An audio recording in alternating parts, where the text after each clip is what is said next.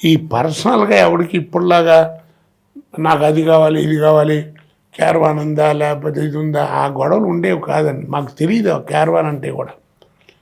ఇప్పటికి కూడా నేను షూటింగ్కి వెళ్తే ఆ క్యారవాన్లో కూర్చోను. అప్పుడు ఏముంది, రోడ్డు మీద షూటింగ్లు బయట ఎక్కడో చేసేవారు. యూనియన్స్కి దానికి వెళ్ళాలంటే ఆ చెట్టు కింద 4 గోడలు కట్టి ఇట్లా అడ్డంగా ఒక ఇదిలాగా కట్టేవారు.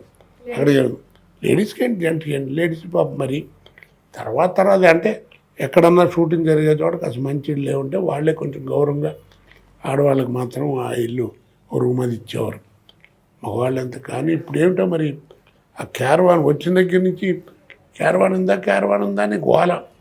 నాకేమో ఆ క్యారవాన్ అంటే భయం. దాంట్లో కూర్చోబెట్టారనుకో ఇంటెన్సివ్ కేర్లో కూర్చున్నట్టు ఉంటుంది హాస్పిటల్. ఎవరు ఉండరు, మొత్తం మూసేసి ఉంటుంది. ఇంతకది సరిగ్గా చేతులు ఎట్టంటే తగులుతాయి. భయం వేస్తుండే, గొయ్యమని సౌండ్ వస్తుండేది. నిజంగా బాపు అప్పుడైతే క్యారెక్టర్లు అందరూ ఆర్టిస్టులు అందరూ కలిసి చక్కగా మంచిగా మాట్లాడుకుంటా అది ఏం గొడవ ఉండేది కదండి. ఏ గొడవ ఉండేది కాదు. నటన లేకపోతే ఏదైనా హాస్యంగా జోకులు, ఇంతే తప్ప అసలు నువ్వెంత తీసుకున్నావు ఇంటర్వ్యూ ఈ గొడవ ఉండేది కాదు.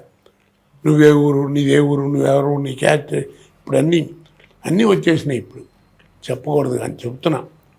కాబట్టి అప్పటికి ఇప్పటికి సంబంధం లేదండి.